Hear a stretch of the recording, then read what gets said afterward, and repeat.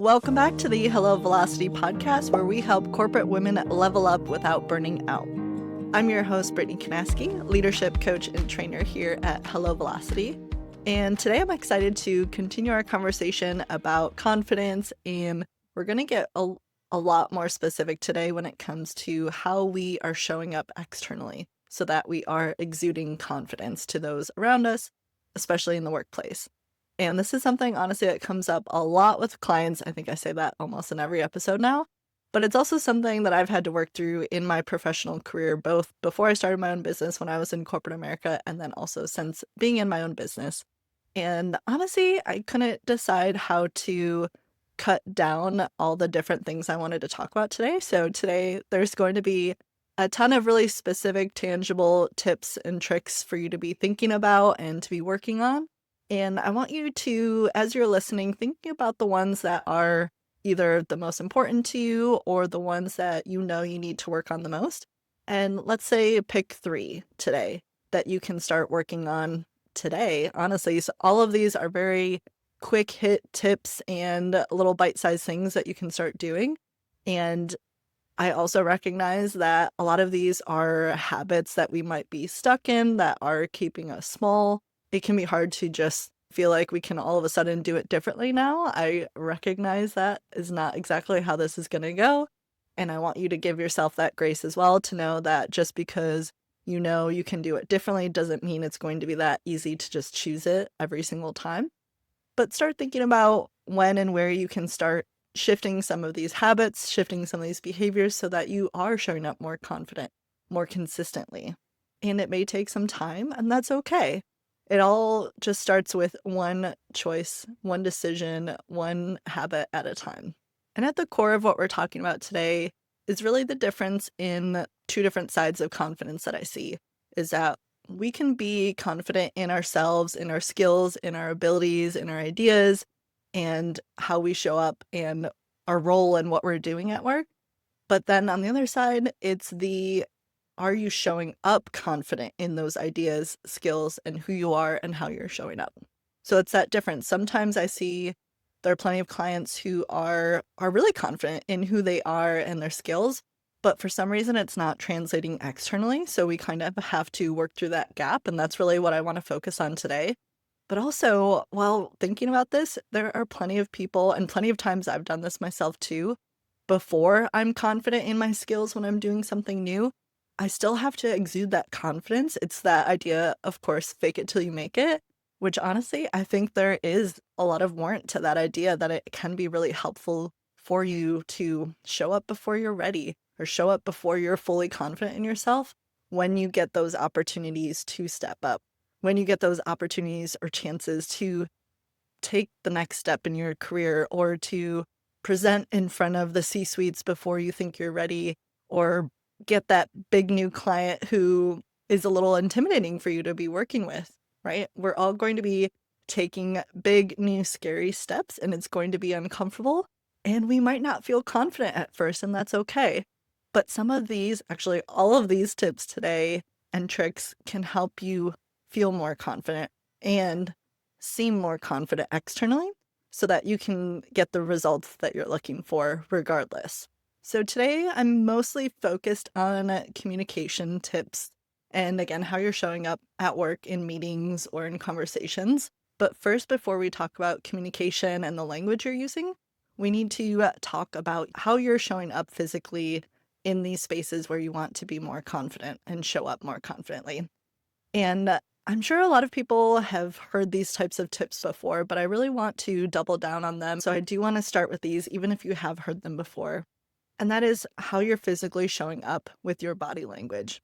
So a lot of times I see, and this is making me think about the book Lean In by Sheryl Sandberg that came out several years ago, but it's this idea of women tend to not lean in at the table. When you're physically at the table with other people, we either sit back or we physically sit against the wall. We're not even at the table. And this is one of those huge things. I even remember specific moments in my career where, actually, when this book first came out, I think 10 years ago when I was in corporate, there were opportunities where I walked into a meeting room. I was intimidated by the people who were there. They were much higher level than I was. And I was given this choice. There was a boardroom table in the middle. There were chairs off to the side. And I, in that moment, had to choose, am I going to sit at the table or am I going to sit against the wall? And I chose that table, and I was scared as hell. I was intimidated, but I still did it. I sat at the table, I leaned in, and I spoke up. And that's such a good place to start. Sometimes we're holding ourselves back before the meeting even starts simply by where we're seated. So think about that.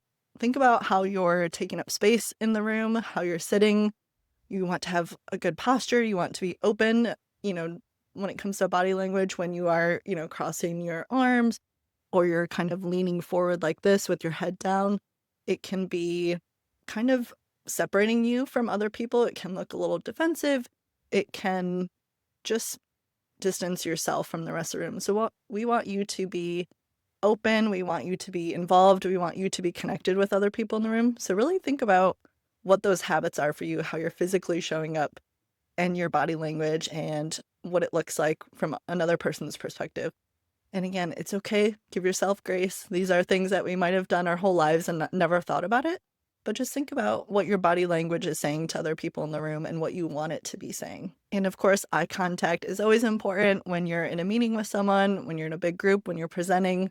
Making eye contact consistently with several people in the room really helps you connect with them on a deeper level. It helps you seem more confident.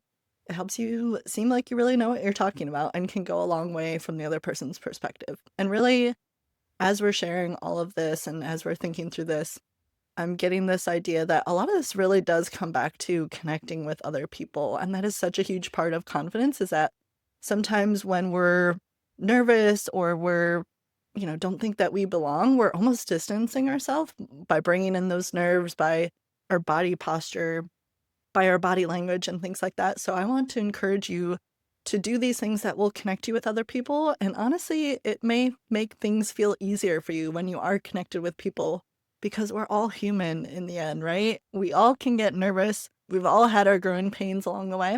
The more we can connect with other people, the easier it's going to become. Okay, next I want to emphasize this one particular habit that I see so many women doing in the workplace that really can be holding them back from exuding that confidence externally. And I've even seen some of my clients getting feedback that from their peers, from their boss, even in performance reviews, saying that they don't seem confident. And we've been able to pinpoint to this more specifically where it's coming from, because a lot of times they're getting this feedback and they're confused. Like, I feel confident myself. I think I'm showing up really confidently. And then they get this broad feedback that they're not being seen as confident, and it can be hard to pinpoint. But after working through it and talking through it, I've found this come up regularly with women, and it's something that's become now a pet peeve of mine. Again, we're kind of self-sabotaging ourselves without even realizing it. So I want to help other women see this so that we can shift that language and stop doing these specific habits. So this one is about how you talk about yourself and your work.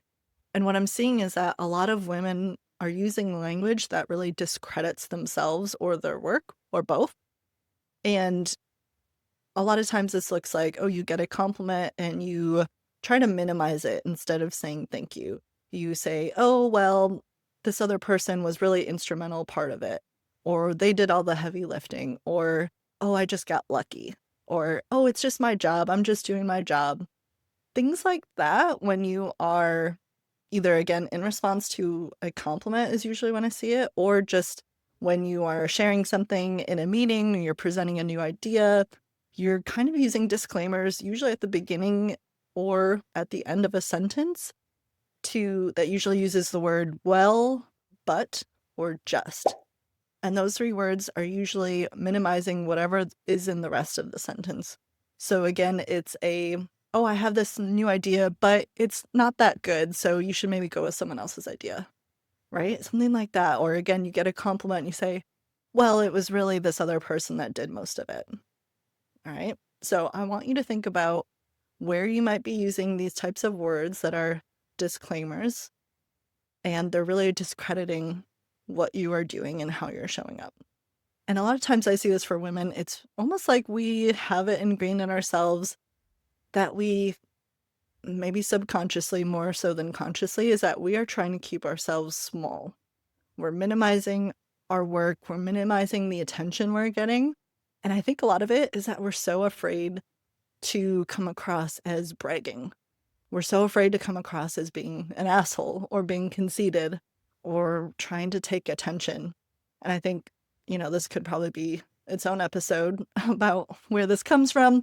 And we don't need to get into all of that. But I think a lot of times our society does seem to punish women who are doing really well and taking credit for it, right? We get called these names, and women aren't always celebrated for doing a good job. So then I think, again, it's kind of subconscious that we also try to minimize it because we don't want to hurt anyone else's feelings. We don't want the spotlight on us because it might take from someone else. We're always so concerned about other people that it can be hard to show up as our full selves and be excited for ourselves. And yeah, I've even seen this for myself as well, my whole life, honestly. And that's why I'm kind of struggling where this comes from. It could be different for everyone, and there's many layers to it. So again, it could be its own episode, but I want to give you permission to accept compliments, to be proud of your work, to share your accomplishments. And it doesn't mean you're conceited. It doesn't mean you're bragging. It doesn't have to have any negative connotation. Why can't we just celebrate ourselves? Why can't we be excited for the things that we achieve?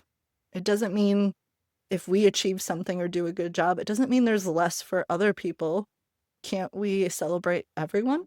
Can't we all do a great job and all get celebrated, and it doesn't have to mean anything negative about anyone else? So think about where you're using that language well, but, and just in conversations about your work or your skills or yourself.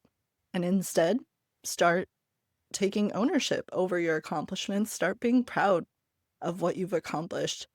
And surround yourself with people who will also be proud and want to celebrate you. And when people give you compliments, you can simply say thank you. You don't have to say thank you and discredit it immediately or deflect it back on the other person.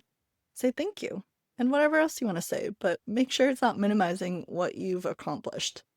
And if you ever need that reminder, please reach out to me because I love celebrating other people's accomplishments, and I will gladly just explode with excitement for you with whatever you have going on. So if you don't have those people in your corner yet, call me, text me, message me. I've got your back. Okay, now I'm going to run through a bunch of quick bad habits that I see that will make you seem less confident in the workplace, that I see so many women struggling with. And again, I've done a lot of these myself as well. And I want to help you think how to approach these differently. And as always, this always starts with first recognizing which of these you might be doing. Start to notice when and where this happens. It can be hard to shift habits over time. So just starting with awareness, seeing when it comes up, and then over time start to shift to some new language or new opportunities or different ways to approach it. So first, quick bad habit I see is ending a sentence with a question mark or as if it's a question when it's really not a question. Especially when you are trying to make a recommendation, you're giving your opinion, your thought on something in a meeting, and you say, well, we could push it to Q3, something like that, where your voice inflection goes up at the end. Obviously, this is something that is showing that you're not confident in the idea. You're not standing true to what you're recommending. And obviously, there could be a million other scenarios. I'm just using that as an example. But think about and start to notice, start to pay attention in meetings when you might be doing this, because essentially it is if you are saying that you don't even believe in yourself or your idea or what you're saying, and you're giving other people a reason not to believe in it too. So start catching yourself when you're doing that, and maybe even practicing if there are specific recommendations you're trying to bring to someone and you feel intimidated or you're a little nervous about it. Practice what that one sentence is that you're recommending. Practice it before you go into the meeting or before you go have that conversation with someone so that you can say it with confidence. You can say it with a period at the end instead of a question mark at the end. Another one I see at times is laughing or giggling when things aren't funny. as a way to maybe minimize the impact of something difficult that you're trying to say, or to try to break the ice in a situation, or to try to ease the tension in the room. I think this is something I used to do sometimes randomly, and I've seen some other women do it. And again, I think we're constantly thinking about other people's comfort and trying to make things maybe easier than they are in the moment. And maybe you're just uncomfortable with difficult conversations, something like that. So think about and start to notice where you might be doing something like this. And it could be even really subtle. I'm not saying you're just like bursting out in laughter when something serious is happening, but sometimes it's sort of like the question mark at the end of a sentence where it's just a, a little nervous giggle at the end. So notice where this might be happening and how to shift that mindset so that you can become more comfortable, more confident in difficult conversations. And a lot of times it is, again, just practice. You just have to do it more and it will become more normal for you. Okay, a big one here is saying sorry all the time. I'm sure you've heard this by now that women tend to say sorry and apologize all the time, especially for things that they don't need to be sorry for. And I see this a lot in the workplace too, in emails, in communication, that we're apologizing for things that are maybe even outside our control. It's not even something that we've done personally, but still, every time you're saying sorry for something, it's almost like you're losing trust with that other person. It's like you're taking the blame for something, and almost, again, the underwritten language of what you're communicating to that person is that you broke a promise, you broke the trust with them, and it's going to erode their confidence in you. And again, it's going to seem like you're not that confident in yourself. So I will preface that there are times we need to say sorry. If there really is something that you messed up and you need to take ownership over, please, by all means, say I'm sorry. But I'd say for most women that I've seen, and even for myself, it's probably about 90% of the time we're saying it when it's not necessary.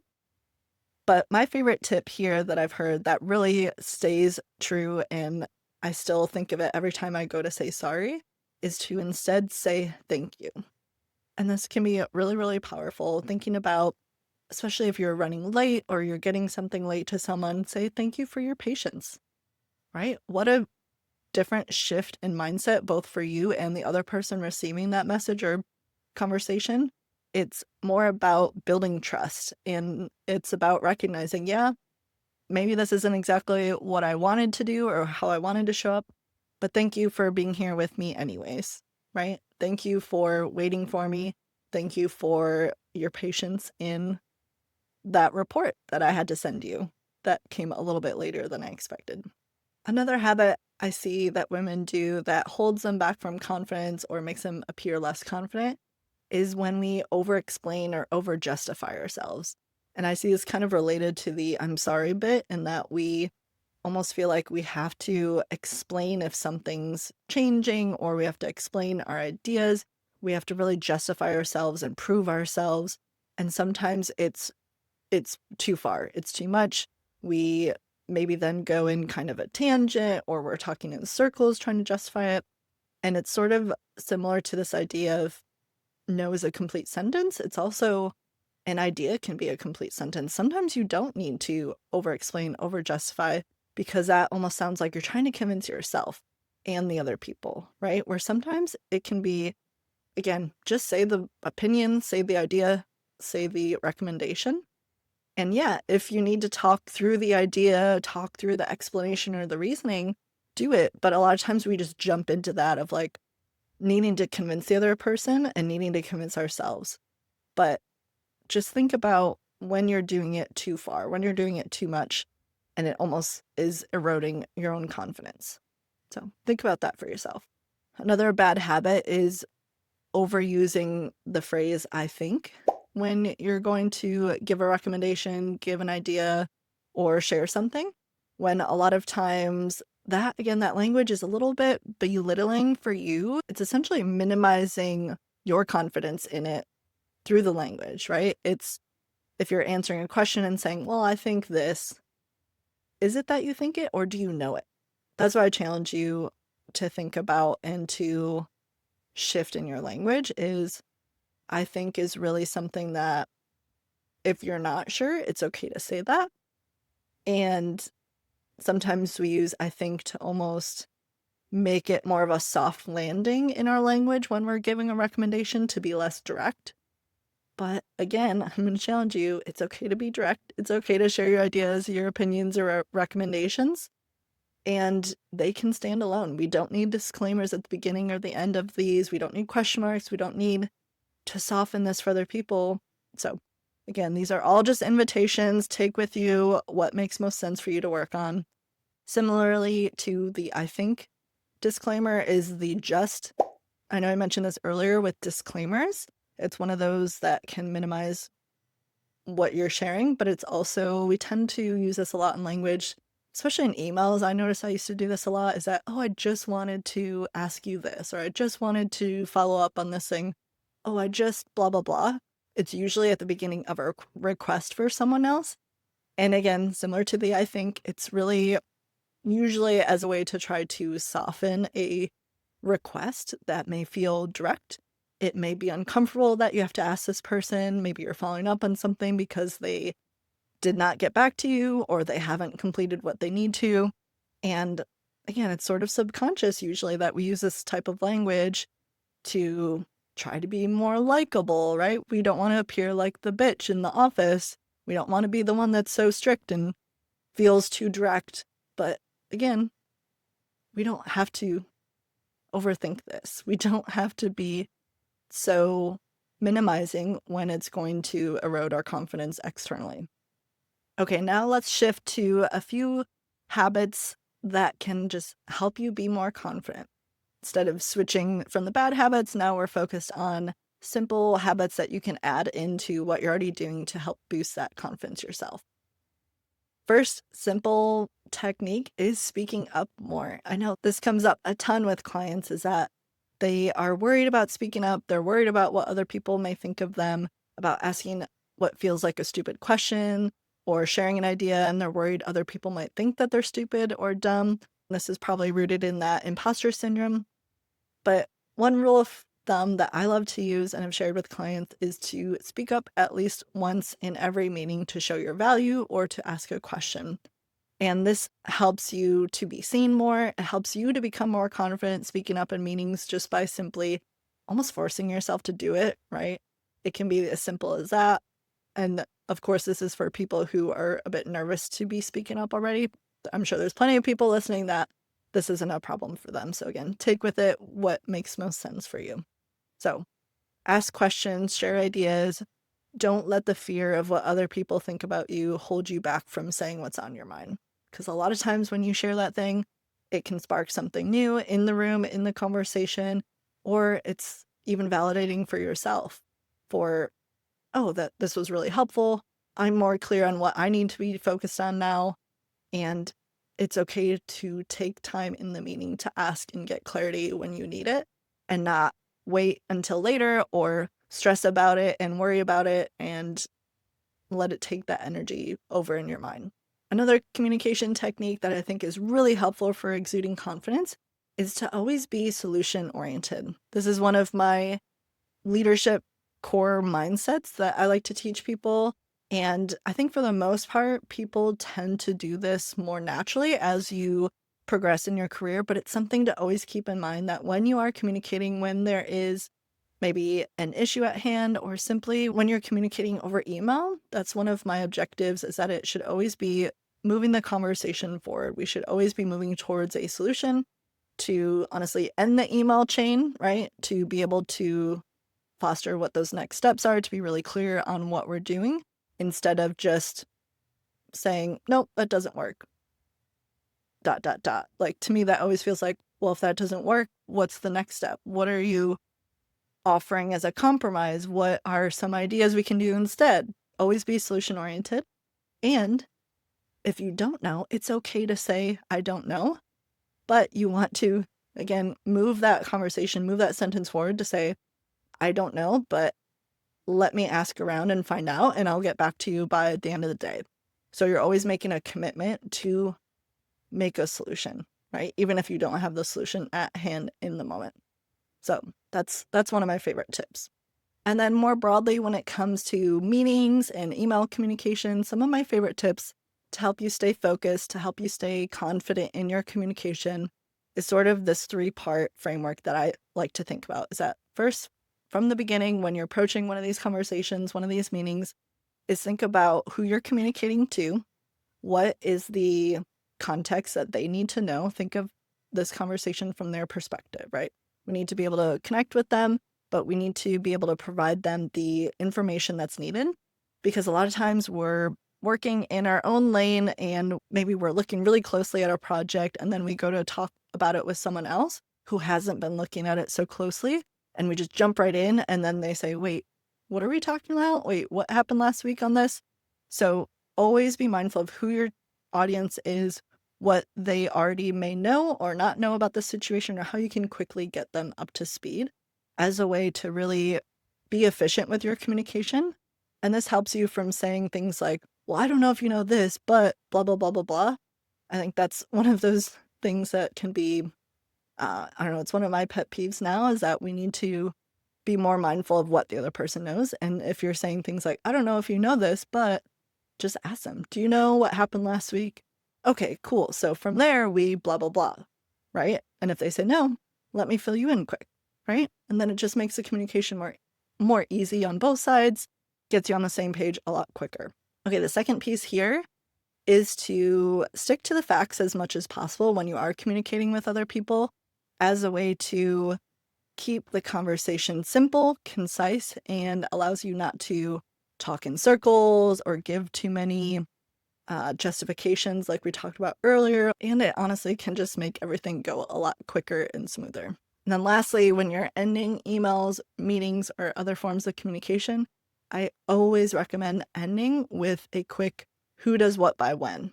Essentially, you're summarizing your next steps of what you discussed or what was shared, and it makes it super concise, very clear for both parties, and it really does make you seem more confident, and you'll feel more confident in what needs to happen next because you're both agreeing to it and can feel confident about what's to come next.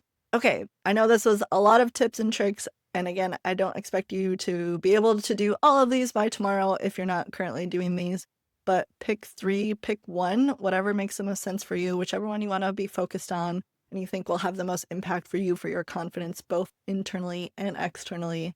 And I really hope that these can help you feel more confident.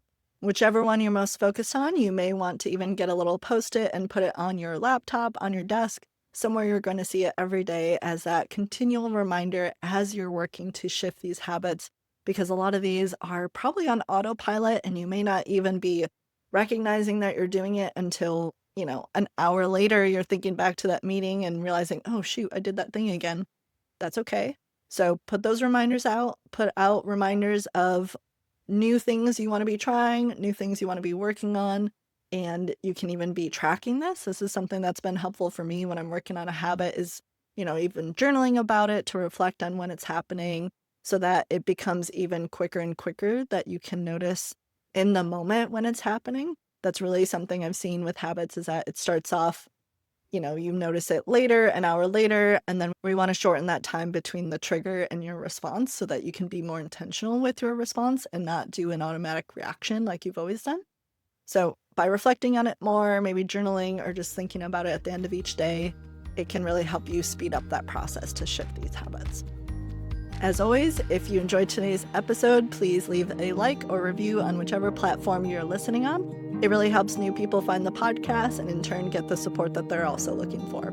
We are not alone in working on our confidence, that's for sure. That's it for today. I'll see you in the next episode.